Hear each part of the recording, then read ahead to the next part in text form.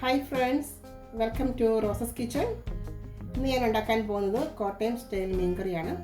അതിനായിട്ട് ഞാനൊരു 1/2 kilo see bass ആണ് എടുത്തിരിക്കുന്നത്. അത് ക്ലീൻ ചെയ്ത് ചെറുത് കഷ്ണങ്ങളാക്കിയിട്ട് ഇത് വെച്ചിരിക്കുകയാണ്. ഇനി അതിലേക്ക് വേണ്ട ഇൻഗ്രീഡിയൻസ് എന്തൊക്കെയാണെന്ന് നമുക്ക് നോക്കാം. ഇനി ഞാൻ ചെറിയ ഉള്ളിയാണ് എടുത്തിരിക്കുന്നത്. അതൊരു 5-6 ചെറിയ ഉള്ളിയുണ്ട്, അത് ചെറുതായിട്ട് അരിഞ്ഞത്. പിന്നെ വേണ്ട നമുക്കൊരു മീഡിയം സൈസ് കഷ്ണം ഇഞ്ചിയാണ്.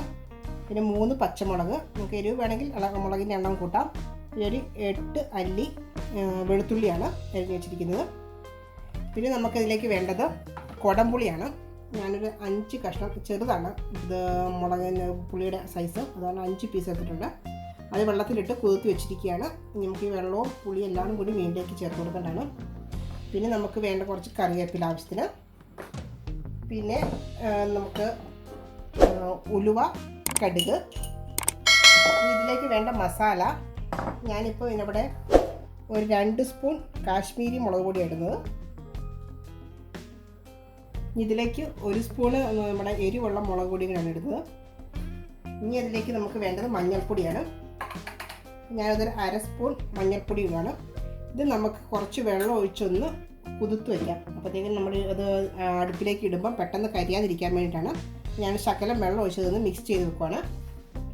നമ്മുടെ മസാല നമ്മളത് ശകലം വെള്ളം ഒഴിച്ച് ഒന്ന് കുഴച്ച് വെച്ചിട്ടുണ്ട്. അപ്പം ഇനി നമുക്ക് പിന്നെ ഞാനൊരു തക്കാളിക്ക എടുത്തിട്ടുണ്ട്. അത് തികച്ചും ഓപ്ഷണലാണ്, നിങ്ങൾക്ക് വേണമെങ്കിൽ മാത്രം ഇട്ടാൽ മതി. അതിൻ്റെ ചെറിയൊരു കൊഴുപ്പ് കിട്ടാൻ വേണ്ടി എടുത്താണ്. അപ്പോൾ നമുക്ക് നമ്മുടെ കുക്കിംഗ് സ്റ്റാർട്ട് ചെയ്യാം.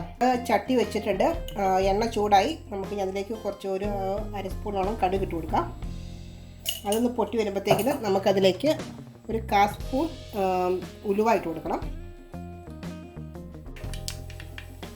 നമ്മുടെ കടുകും ഉലുവായും പൊട്ടിയിട്ടുണ്ട്. നമുക്കിനി ഇതിലേക്ക് അരിഞ്ഞു വെച്ചിരിക്കുന്ന ഉള്ളി, വെളുത്തുള്ളി, ഇഞ്ചി, പച്ചമുളക് ചേർത്ത് കൊടുക്കാം.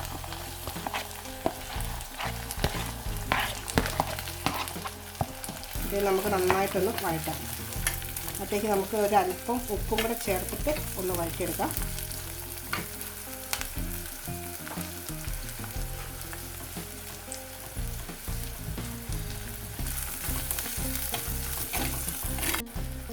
നമുക്കിതിലേക്ക് കുറച്ച് കറിവേപ്പിലയും ഇട്ട് കൊടുക്കാം.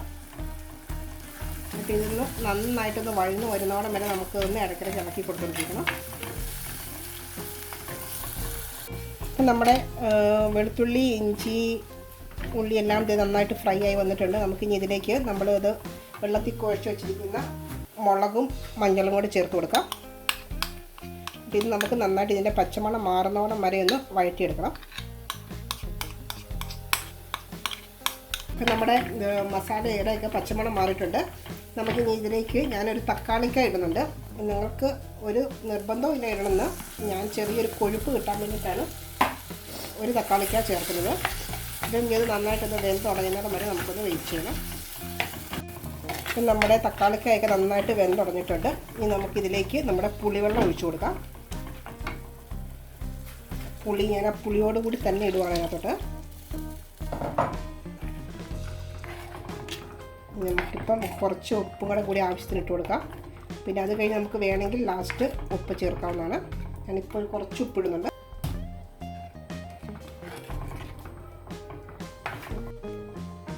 ഞാൻ ഇതിലേക്ക് കുറച്ചും കൂടെ വെള്ളം ആഡ് ചെയ്യുന്നുണ്ട്. നമുക്ക് ഈ വെള്ളം നന്നായിട്ട് തിളയ്ക്കുന്നതോടെ വരെ ഒന്ന് വെയിറ്റ് ചെയ്യാം. തിളച്ചതിന് ശേഷം വേണം നമുക്ക് ഇതിലേക്ക് മീൻ കഷ്ണം ഇട്ട് കൊടുക്കാനായിട്ട്. നമ്മുടെ വെള്ളം നന്നായിട്ട് തിളച്ച് വരുന്നുണ്ട്. ഞാൻ ഇതിലേക്ക് ചുമ്മാ കുറച്ച് കറിവേപ്പില ഇട്ട് കൊടുക്കുകയാണ്. നമുക്ക് വേണം കിട്ടാൽ മതി, എനിക്ക് കറിവേപ്പില ടേസ്റ്റ് ഇഷ്ടമായിട്ടാണ്. ഇനി ഞാനിതിലേക്ക് നമ്മുടെ മീൻ പീസസ് പറക്കിയിടുക.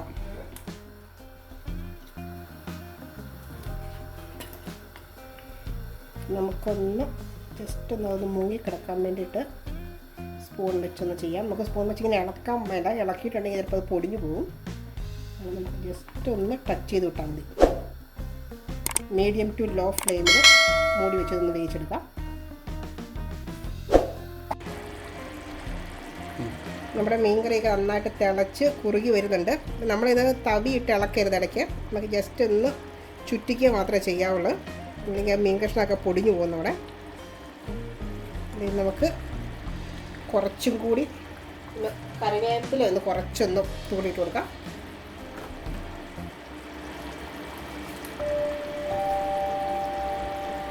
ഇനി നമുക്ക് തീ ഓഫ് ചെയ്യാം. നമ്മുടെ മീൻകറി അങ്ങനെ റെഡി ആയിട്ടുണ്ട്. ഇത് നമുക്ക് ഇന്ന് കറി വെച്ച് അതിൻ്റെ നെക്സ്റ്റ് ഡേയിൽ എടുക്കുന്നതാണ് അതിൻ്റെ ടേസ്റ്റ്. കാരണം അപ്പോഴും ഉള്ള ഇതിൻ്റെ പുളിയും എരിവും എല്ലാം പീസേ പിടിക്കത്തുള്ളൂ. അപ്പം എല്ലാവർക്കും ഇഷ്ടമായി എന്ന് കരുതുന്നു. എല്ലാവരും ഇഷ്ടമായ എൻ്റെ ചാനൽ സബ്സ്ക്രൈബ് ചെയ്യാൻ മറക്കരുത്. Thank you.